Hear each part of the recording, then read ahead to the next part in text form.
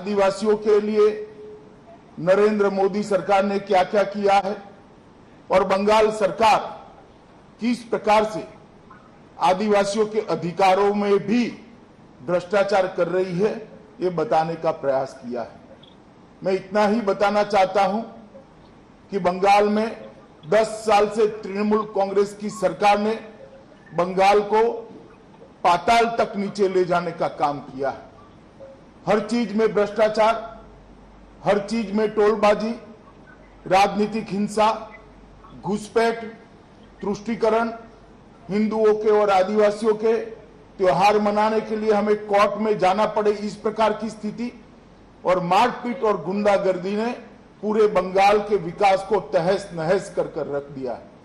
एक बंगाल एक जमाने में जो देश के विकास की अगुवाई करता था, देश की शिक्षा की अगुवाई करता था, आध्यात्म के क्षेत्र में देश की अगुवाई करता था और स्वतंत्र सेनानियों के क्षेत्र में भी बंगाल पूरे देश भर में मुखर करता। सुभाष बाबू हो चाहे खुदीराम बोस हो, वो बंगाली ही थे जिन्होंने देश की स्वतंत्रता लड़ाई को एक नई ऊर्जा दी। वंदे मातरम के गान ने पूरे भारत को एकजुट करने का काम किया। वही बंगाल आज गुंडा राज के अंदर लिप्त होकर रह गया है। 10 साल के दीदी के शासन में मोदी जी ने जो योजनाएं पहुंचाई, 115 से ज्यादा योजनाएं गरीबों के लिए, आदिवासियों के लिए, दलितों के लिए मोदी सरकार ने पहुंचाई है, वो योजनाएं आप तक नहीं पहुंच रही और इसका सबसे बड़ा हर्डल है, इसका सबसे बड़ा कोई रोड़ा है तो ये तृणमूल की सरकार है। मैं आज झारग्राम की इस रैली में हजारों की संख्या में उपस्थित सभी आदिवासी भाइयों को कहना चाहता हूं, आज एक संकल्प कर जाइए। हमारे विकास में जो सरकार आड़े आ रही है वो सरकार को हम हटाकर दम लेंगे। मित्रों, थोड़े ही दिनों में भारतीय जनता पार्टी का घोषणा पत्र आने वाला है। मैं आज आप सबको कुछ चीजें बताना चाहता हूं। भारतीय जनता पार्टी की सरकार बंगाल में बनने के बाद पंडित रघुनाथ मुर्मू ट्राइबल यूनिवर्सिटी हम झारग्राम के अंदर बनाएंगे, जो ट्राइबल बच्चों को उचित अवसर देगी और उनके जीवन को आगे बढ़ाने का काम करेगी। स्टैंड अप इंडिया की जो योजना मोदी जी लाए हैं, बनने वाली बंगाल सरकार स्टैंड अप योजना के लिए भी 100 करोड़ रुपया लगाकर लाखों आदिवासियों को आत्मनिर्भर बनने का मौका देगी। हम 50% फाइनेंशियल असिस्टेंट आर्थिक सहायता वो स्टूडेंट को लेंगे जो 70% से मार्क लेकर आदिवासी समाज के, एसटी समाज के 70% से ज्यादा मार्क लेकर आते हैं। उनको आगे की पढ़ाई के लिए 12वीं कक्षा से आगे की पढ़ाई के लिए हम आगे करेंगे।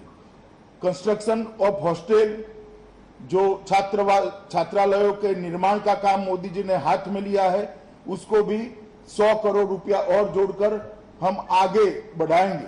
और एकलव्य मॉडल रेसिडेंसी स्कूल केंद्र सरकार ने जो भेजी है, वो बंगाल सरकार ने इसको ढंग से इंप्लीमेंट नहीं किया है, उसको ढंग से जमीन पर नहीं उतारा है।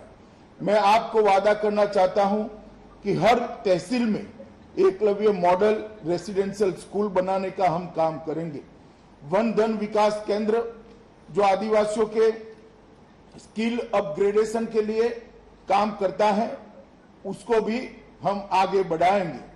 फॉरेस्ट राइट एक्ट पूरा का पूरा इंप्लीमेंट हो और इसमें ना कोई चुना हुआ प्रतिनिधि भ्रष्टाचार कर पाए, ना कोई सरकारी अधिकारी भ्रष्टाचार न कर पाए, इस प्रकार की हम व्यवस्था करेंगे।